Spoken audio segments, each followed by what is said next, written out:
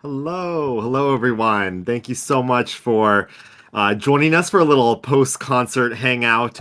Thank you so much for joining us this afternoon and sharing some great music with all of us. It was just great to have you all being a part of our musical journey this season, and especially today. So this is our kind of live hangout. So we're here on YouTube.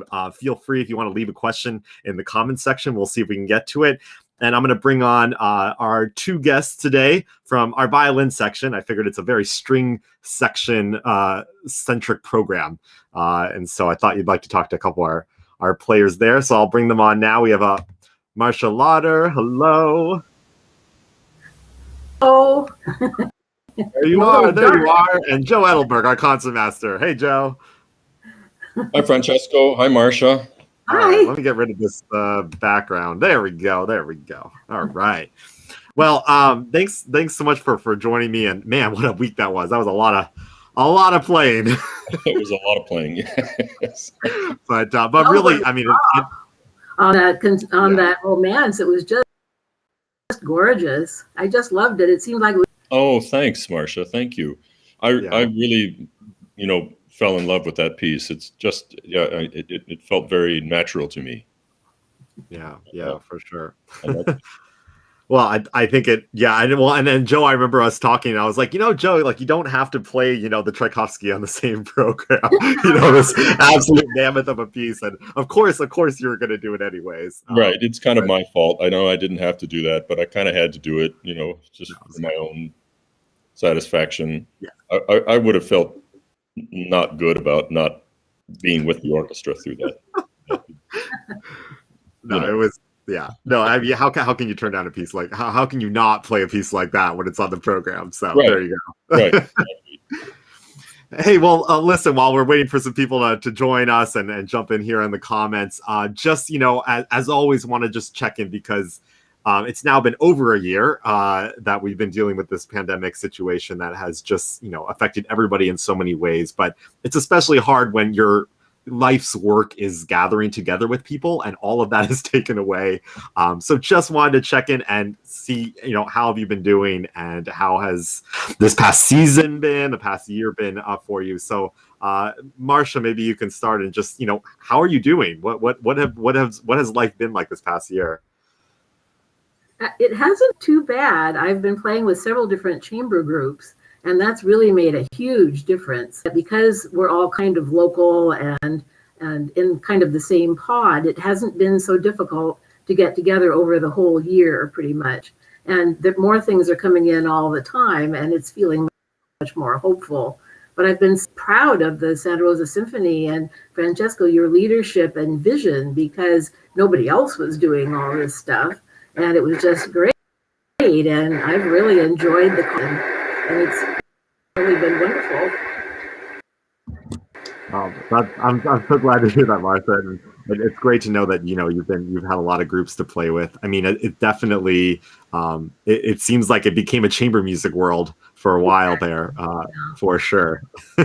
Have you been able to? Has there been any sort of special projects that you've taken on in this time, or anything you've gotten to do that's been a little different than normal? Besides playing and recording with orchestras. Are you asking Joe or? Oh, I was still asking you, Marcia.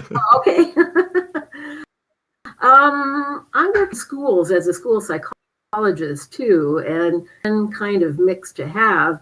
And the thing that's been kind of funny about that is that I now have to contact the parents in order to get together with the kids, and a lot of them don't speak English. So I've gotten pretty good at Google Translate, and I'm sending texts to people, and so it's kind of interesting.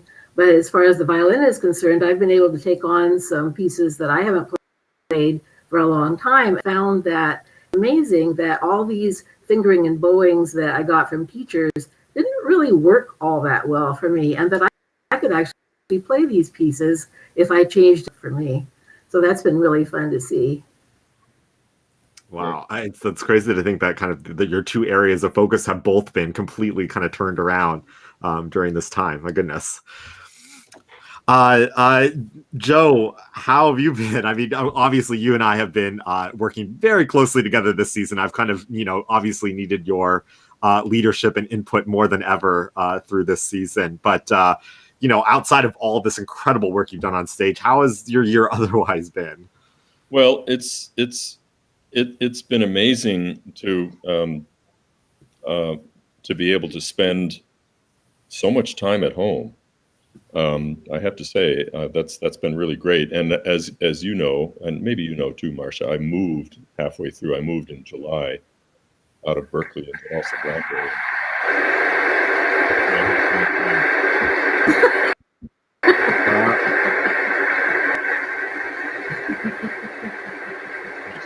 Got the jet taking off. Okay, it's not on my end. Probably mine. Okay, hold on. I can take care of that, Marcia. Hold on. Here we go.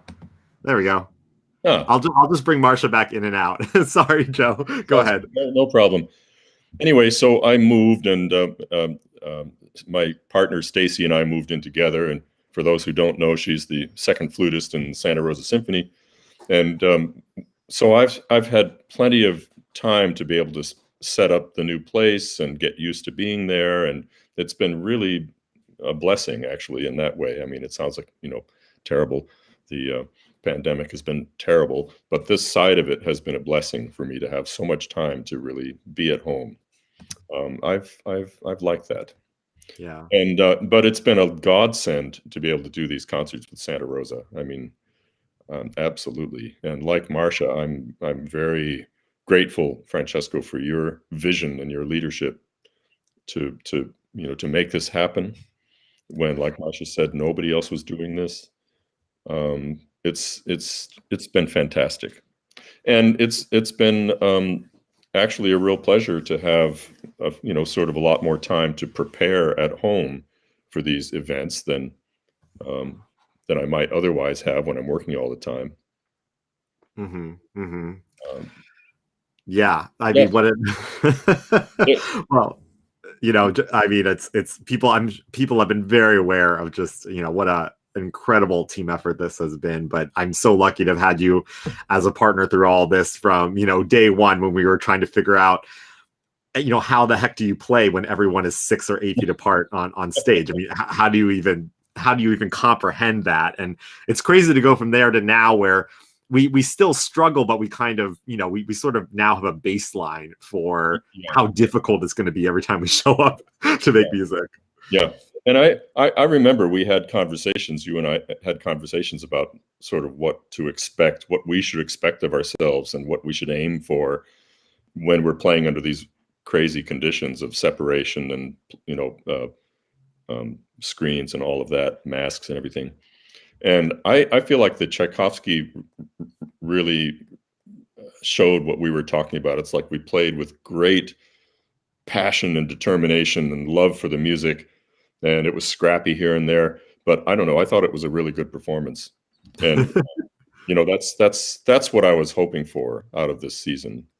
That we would really make something happen, even if the conditions were going to be kind of weird. Mm-hmm. Yeah, no, I hear you. I hear you. Listen, I want to get into this program a little bit, but also this is a great opportunity to just get to know you both a little bit better. And Joe, I'm sure many of our devoted audiences have gotten to know you. They probably know you better than I know you, actually. But can you give us a little background? Your musical journey and the path you took to join the Santa Rosa Symphony. Well, I grew up in a family where music was really held in high regard, and my parents were both medical doctors, and they wanted their 4 kids to all learn instruments. There were musicians in both sides of the family, and my parents too played music in each in different ways. And so I grew up with everybody playing music, and there was no pressure or expectation that we would go into the music business, that we would become professional musicians. But for me, it was clear pretty early on that I was going to play music, and that was going to be the focus. And I had no particular vision of what that was going to look like. I didn't aspire to be a soloist or even an orchestral player. It could have been a rock and roll band. I just didn't know, or folk music. I just wanted to play music, and I wanted to play a lot of different kinds of music. And that, to put it quickly, to bring it to the point, is what I've done. I've gone through a whole range of different kinds of music from early on, and I think it's been great. I started playing in the Santa Rosa Symphony when I worked with Jeff Kahane in San Luis Obispo. There's a festival orchestra there, and he was assistant conductor, and I only played there from time to time, but one time I played, he was conducting, and I'd seen him play the piano before when I played in the Oakland Symphony, and he was very young, and he played as a soloist a couple times, and I was very excited about his conducting. And for the first and only time in my life, I went up to a conductor during a rehearsal break and said, if you ever start an orchestra in the Bay Area, would you let me know, please? I'd really like to work with you again. I don't think I'd never done that before. And it was only a couple of years later that I saw he had taken the baton at the Santa Rosa Symphony. And then they needed a concertmaster. And so I thought, well, there we go. I asked for it. Now I got it. And so I'm going to go for this. And that's what happened. That's amazing. Yeah. And I feel, I can't tell you how lucky I feel and grateful to be able to have worked with this orchestra for so long.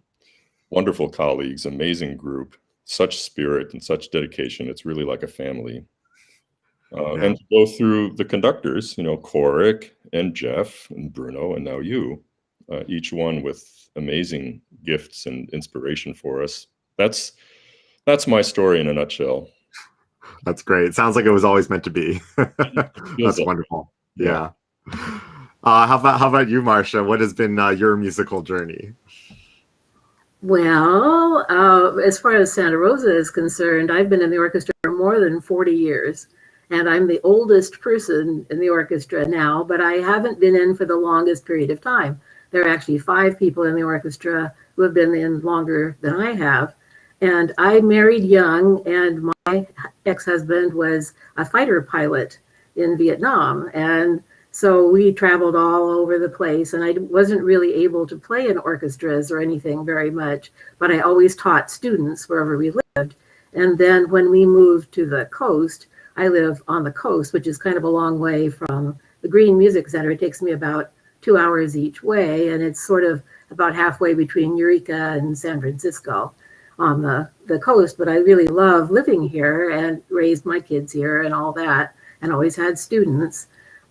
But I was weddings with some people who were in the Santa Rosa Symphony, and they said, "Oh, you should try out." So I did, and it was pretty minimal in those days, and they still were playing over at the Santa Rosa High School, and we had to march across in the rain from the band room to get backstage because they didn't have backstage space. And so I've seen this long period of growth for the symphony, which has really been exciting. And in the 90s, I went back to take serious violin lessons myself so that I could improve my skills and keep up with the way the orchestra was improving. So it's been a wonderful learning experience for me, and I just love the people and the camaraderie and the support that everybody gives each other. Wow, that's great to hear. What an amazing journey you have to having all these different experiences with music that way. That's just wonderful to hear. Let's dig into the program just a little bit. Joe, maybe you can talk a little bit about what it was like working on the Zwillich romance. Ellen is a violinist herself, and so I would imagine she knows how to challenge a violinist, but also how to write for the instrument. What has your process been like working on this piece? Yeah, I would say that both of those are true. For me, it is very violinistic, and yet there are things in the writing that are not things that are like right in my comfort zone, and so I had to really focus on those from early on and just make daily practice how to do this and how to do this, and how to make it reliable. And but I've grown to really like her music a lot during this season, because we played so much of it. And I mean, that's not, I haven't come to love it because we played so much of it. It's because it's really so good. It's so well written and really embracing and engaging. And that's what I found about the romance, that the piece had more and more depth. I became more and more aware of depth in this piece as I worked on it. I really came to love it. And even though it's only 7 minutes long, it occupied my attention, you know, for, when did we talk about it? In December? Yeah. Since then, it's been really on my mind a lot, as if I were playing a concerto. And it's one of those things, just really on my mind a lot. But it's been great to play. I love the piece. It moves me very much, and I think there's humor in it and passion, and you know, just everything in between. And it was great to play it with the orchestra. I played it with a pianist a couple times, but it, you know, to be able to then come in at the end and play it with the orchestra was a Yeah. It was great. Well, yeah, and I sort of wonder, it's, I at least have this experience conducting wise, it's sometimes the shorter pieces that actually that are almost more exhausting because you don't have time to like get into it. Like you have to hit it off on a running start. And I mean, Ellen's music is very much that way anyway, so it's very direct and it says what it wants to say within, you know, in that amount of time. Yeah. And this piece, you know, obviously has a lot, and it hits the ground running right away. I mean, is that in some ways a challenge in a shorter work like this to make it all happen in a short amount of time? Yes, I think that's very well said. It's so each little thing that happens is very potent, and it has to be there. Each thing has to be there each time, and there's no fat in it at all. It's kind of all muscle and bone and nerves. Yeah.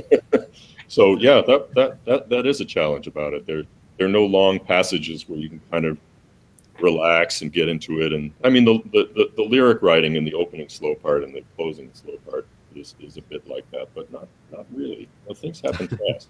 Her materials are, you know, she's very, what's the word? She maximizes the use of her materials, which is something I really admire about her. As like Beethoven, you know, Beethoven would take tiny little cells of music and turn them into enormous structures, and I see that in her writing. Just she doesn't throw in a lot of extra material or any. So it's a wonderful thing, but it is challenging. You really have to be there. Yeah. Well, we very quickly. I don't think it's any secret, and you know, and that is makes it all the more challenging. It's like, okay, you know, it has to be there, and it has to be there now. Yeah. I love that. It's challenging. We have some really, really nice comments. I thought I'd read them. There's one from Janet that says, Joe, being able to attend the concerts via YouTube and hence through our Wi-Fi equipment has been a godsend for us. Thank you to all the musicians for such beauty today. And Laura wrote, Francesco, please invite Joe to come play Ellen's piece in Eugene. We can make that happen. That's so sweet. Right, that's wonderful. So, Marcia, I want to talk about the Shaw because there's some crazy stuff in that piece. And just kind of wondering, what is it like as a string player when you know, when you're dealing with a new work like this? I'm imagining you hadn't played it before. And, you know, there's all that stuff, you know, where there's not even a real note because you're not making any pitch with your bow and, you know, various things like that. What is it like trying to prepare a piece that you just, you know, for the first time like that is not even kind of your typical piece in the first place? Well, the first thing I do is listen to it online. You know, these listen to everything on YouTube. There isn't anything that's not on there, which is really a huge advantage. And you see what the composer is after, hopefully, if the people did a good job. But, you know, and of course I read the fine print, how to do these different things and then practice that. But I was really impressed that she was able, something that was so innovative and yet still fun to listen to and fun to be part of. I liked listening to it. I liked playing in it. And, you know, it wasn't all that difficult. I'm sure she writes things that are a lot harder than that. But I was really impressed, and I'm anxious to hear what else she's going to do, being such a young girl and just starting out in her career. Yeah, it'll be very, very interested to see. And I hope she writes some more larger scale orchestral pieces. I know she's a vocalist, a violinist and a vocalist. She's, her Pulitzer Prize winning piece was, for 8 singers. But I'm hoping she also turns her eye towards some more orchestral stuff. I think it'd be really interesting to see what she does with that. Okay, so we're gonna finish off with a speed round. I came up with these 2 questions that even I kind of struggled with, but I think they're interesting, which is basically, if anything, what will you miss the most from this season? And that can be nothing. But then, what will you miss the least? So I'll embarrass myself first. I think, honestly, I was trying to think what I'll miss the most. And honestly, a lot of the things that I would miss the most are things that I hope I find a way to continue next year, right? So like some of the programming decisions we've made, some of the ways that we've introduced pieces to audiences. I'm not going to miss it because I'm hoping we can find ways to continue that next season. So I would say something that I know really can't continue would be what we've been able to do with Ellen. I'm definitely going to miss getting to chat with her every single month about every single program and literally do this for 5 months in a row. You could never do that in person, generally speaking. Just feature one composer that intensely and get to hear their thoughts on everything. And I think that kind of collaboration was really a product of the way we are having to live right now. So I think that's probably what I'll miss most. What I'll miss the least is the I think it's got to be the plexiglass, those barriers, man. I know it doesn't affect. I mean, it affects the strings in that you guys can't hear the winds and brasses easily either, right? But man, those shields. I mean, they're supposed to block air, and so it blocks sound. And man, I really can't wait till we get rid of those. So that's me. Joe, you want to go first, or Marcia, you want to go first? Joe, okay. I'll go. I think that what I'll miss. Also, like you, Francesco, I hope it's something that we can carry over into when we return to, I don't want to say normal, I don't like that word anymore, but when we return to something else, more familiar. And that is just the incredible intensity of doing things this way. And, pulling people out of the isolation and confusion of the shutdown and performing this sort of miracle of pulling people together. And people have come to these events, the musicians I'm talking about, have come to these events with such determination and such enthusiasm. I love that. And I hope that can carry over in some way. I really like the intensity of it, even though it's exhausting and exasperating sometimes. I like, there's something in me. I kind of like intensity. I like the intensity of it. And so I hope we can carry these elements through. And I think what I'll really be glad to see the end of is that when we get off the stage, we can't hang out with each other. There's this incredible protocol going on at the Green Center, and it has to be this way or else we can't do what we're doing. Everybody goes their literally separate directions, stays in a separate place when we're not on the stage. It's hard to even converse with people, and I miss that. I miss hanging out with people. So I look forward to things that way. That's so well said. That you're right. That is one of the worst things is not being able to just have the camaraderie that we want, because that's just one of the wonderful things about this orchestra. And we still have it, but it's talking to each other in the parking lot at 10:30 at night, sort of hanging out. So yeah. All right, Marcia, what about you? We couldn't even do our tailgate parties at the end. It just wasn't. We had to leave. But I really enjoyed seeing us on video.